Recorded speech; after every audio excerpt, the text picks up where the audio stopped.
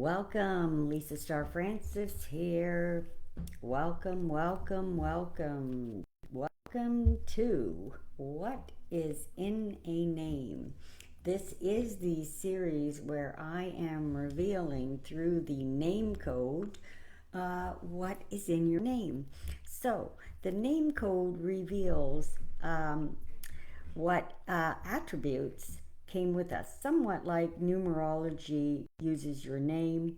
The name code uses our birth name in a similar way, and from that name, many things can be revealed to us.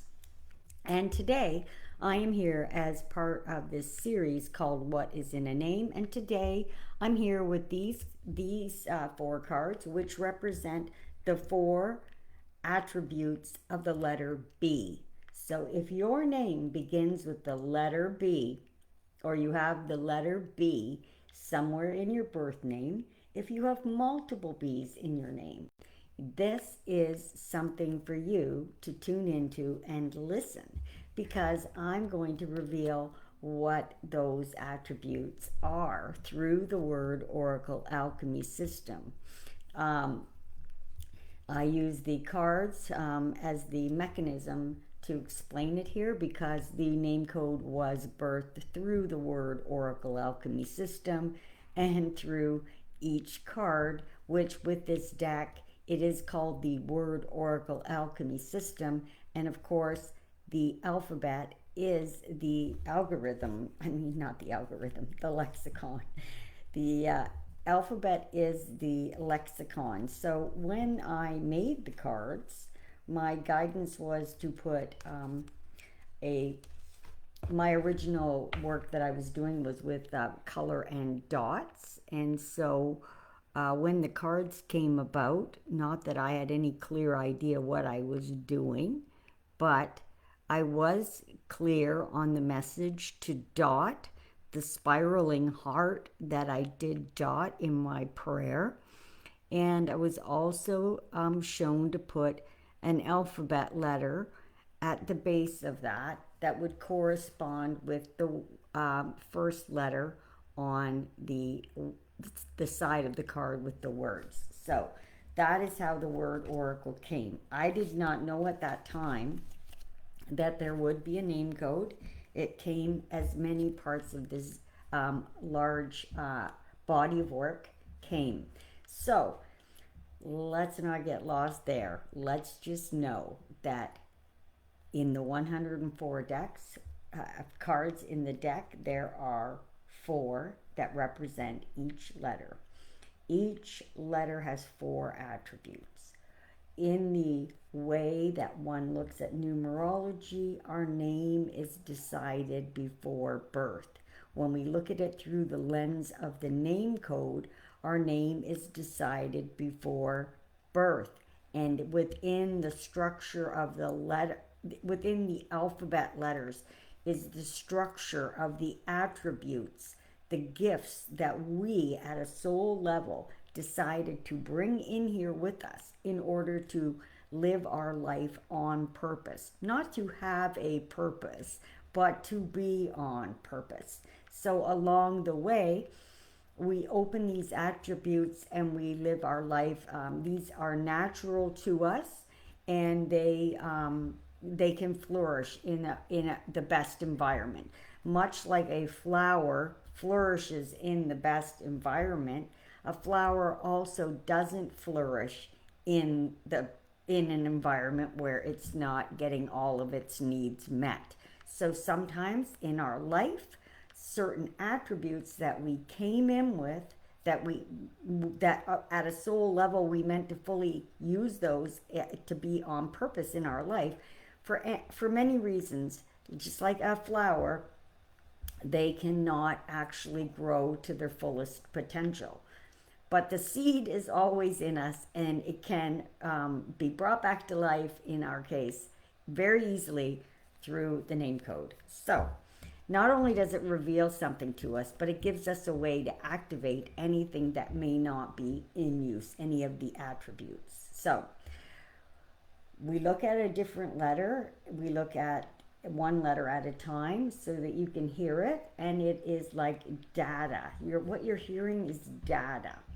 So I'm giving you the 4 attributes of the letter as data, not so you can psychoanalyze yourself, but just so that you can hear, oh, if I have this letter and the attribute looks like this, do I do it that way, or am I now noticing that that attribute has gone dormant? Because there is only 2 choices. We either have allowed them to be fully blossomed because our life has allowed for that, and many of them we are operating, or they've gone dormant because life did not allow them to fully blossom. But they're only dormant, they're not dead. They can be reactivated. That's the beautiful thing. Hey, Adriana, good to see you here. All right, so we're doing the letter B today, and I'm going to start with the very first of these 4 B cards. So this particular B card, let me just try to bring the thing into focus. There's our B on this card, and this particular B card is called the Ice Cavern. So if you have the B in your name, first letter, any letter in your name, if you have multiple B's, one of the B attributes, the one that comes with this one, is the would show up, if you're a B, it shows up as your natural ability to actually stay calm and steady. Like if your B is fully blossomed, you are not going to get pulled into the intensity very easily, like practically not at all. Like you're the chill out one, you're the chill out B. So if you're B, if this attribute, which is the natural ability to stay calm and steady, is activated, you are just going to be the chill. All right, so that is this B when it's blossomed. This B attribute, when it's dormant, is going to look more like it's a bit harder for this B to settle into being in stillness. Like they're like gonna, maybe have a little bit of, they react maybe quickly. They don't think about things as easily. They don't have the chill factor. So if you're a B and you don't settle easily, settle into, relax easily, and if you react quickly, then you don't have the chill factor. So this is laying dormant. This is would mean that that one has gone dormant. And and again, this is data, and once we know what the opposite is, even if you never, I do offer name codes. I do them with the deck. So you can order a name code from me. But when you listen to this data that I'm giving you right now as a B, if you just heard that, you know that you came with the ability to actually be chill. It's in you to be chill, to be calm, to be steady. That's actually in you. You came with it. You don't even have to try for it. It's there. If it's not working, it's simply dormant. And knowing that, you can actually begin to activate that for yourself. You don't need the name code. It makes it easier because I do it for you, but you can do it. Anybody can change anything just with the data that I'm giving you in these videos. And there will be 26 videos, which will have, one for every letter of the alphabet, and all 4 attributes will be explained. So you can watch the ones that are appropriate to your name, and you can figure out what you're doing. And you can make your own plan to bring them out of dormancy. So my system does it, but you can do it yourself, and that's really the truth. So I really want you to understand these videos are data. They are data that I am giving you. All right, so let's get to card number 2. B, B, B. So this is card number 2, B, B, B, B, B. I don't know if I'm going to get in on that B. Oh, there it is, showing up really nicely. Nice, pretty blue in the card, B, B, B. This card calls itself Flashes of Brilliance. Flashes of Brilliance. And the idea here is that this bee is a kind of bee.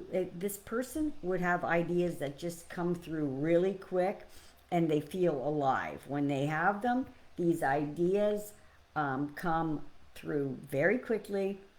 These bees are full of ideas that feel immediately alive, and these bees follow their sparks. They explore them. So that is what a fully blossomed bee will do.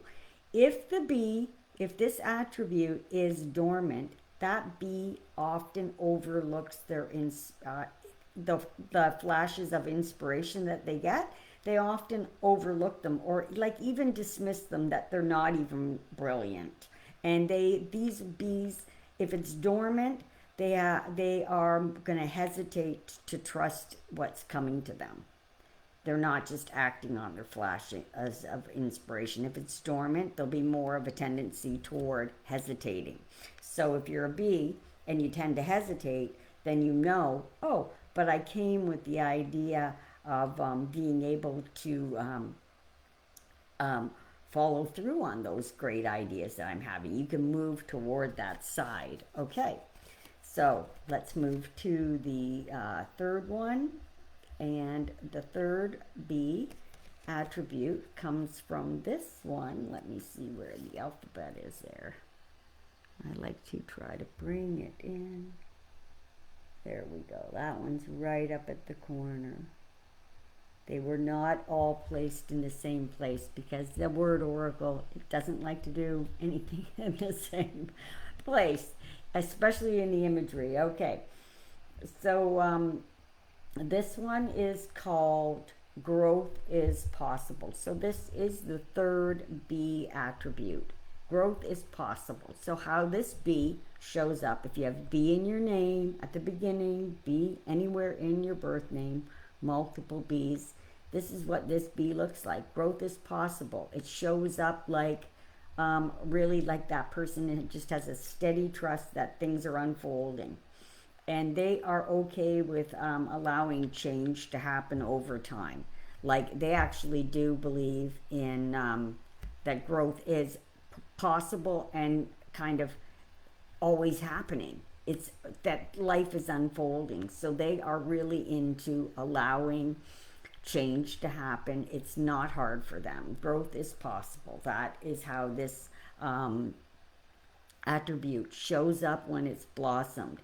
If the person has not blossomed it, if it is in dormancy because some part of them, their steady trust got thwarted and went into dormancy, it would show up like they feel uncertain that things will shift for them. They could be uncertain of, they aren't going to believe in it that easily.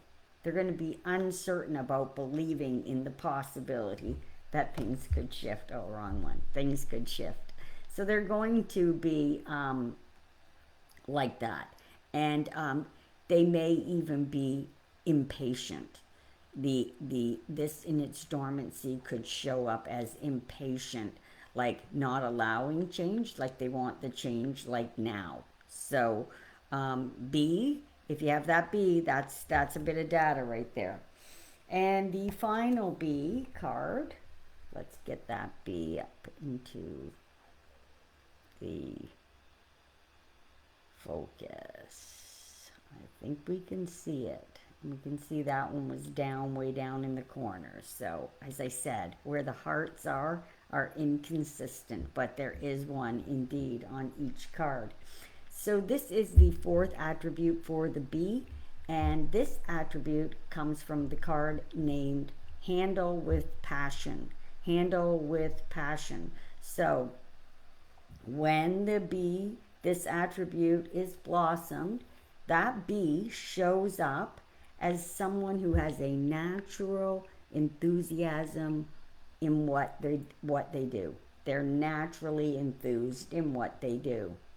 And when they get involved in anything with other people, the energy builds just through their involvement because they handle life with a certain type of passion, because they have a natural enthusiasm. They're not putting it on. So when they are involved in things with others, their energy, the energy in the project builds through their involvement. So that's this B attribute at its blossom, open, functioning. Okay, so that's what it looks like. If this B attribute has gone dormant for any reason, it's going to probably be harder for this bee to stay engaged in stuff. And there might even be like a real lack of spark to take any action. This bee in its dormancy would be much harder to get engaged in something. That natural enthusiasm that the bee came with wouldn't be being acted on. So just to know, if you are watching this and you have the letter B and you notice that you maybe are more on the dormant, you've looked at the data and you've analyzed it without emotion, because we are just looking at it like data, and you recognize that, oh, I seem to be more dormant there. Just know that even in knowing, that's enough for the change to come, because the truth is that every one of these attributes, whether you have it fully blossomed or not, it's in you. So in you B is the ability to be calm and stay chill and not get in intensity. It's built into you. In you is the idea that ideas come quickly to you and they feel alive, and you follow those sparks, you explore them. That's in you. That is how you, that attribute exists for you, whether it's dormant or not, it exists. The steady trust thing that life is unfolding and you can just allow it to happen, that attribute is in you, whether you have it dormant or not, active or dormant, it exists. And I just want to reiterate that. So yes, that all four. And so whether you have it active or not, it can be dormant. But again, the natural enthusiasm in what you do and having that kind of energy that naturally builds others' energy up when you get involved in something, that is natural to you. You came with it. It is your attribute. If it's dormant, that doesn't even matter. You have the attributes. They exist. And all that has to happen is that you know about them and you move toward working with the attributes that you know came in with the name that you have as your birth name. So that is true for all of us. The attributes exist, and if they're dormant and we find out, we have the data, knowing about them can move us more toward allowing the gift to start to fully blossom. So I hope that today's talk about what is in a name gave you more insight into why you would want to look into the alphabet of letters in your name, why you would want to see inside the structure, and so that you can understand that everything you need to be on purpose is in you. Everything for your on purpose daily life is in you. It came with you. None of us are lacking anything. So that is why I'm presenting this, so that we can all see that truth for ourselves and hear it through the lens of the Word Oracle Alchemy System, which is the deck that I have co-created with Spirit over a long time, and it is here to help us unspell ourselves from the larger mesmerism. It is here to allow us to make the alphabet letters and words come under our own command. And there is a path through word alchemy. Join me again. The next alphabet letter will be for the letter K. If you have a K in your name, keep tuned. Tune in, follow, and know when I'm talking about your letter. Take care. Thank you for joining me, Adriana. Bye-bye.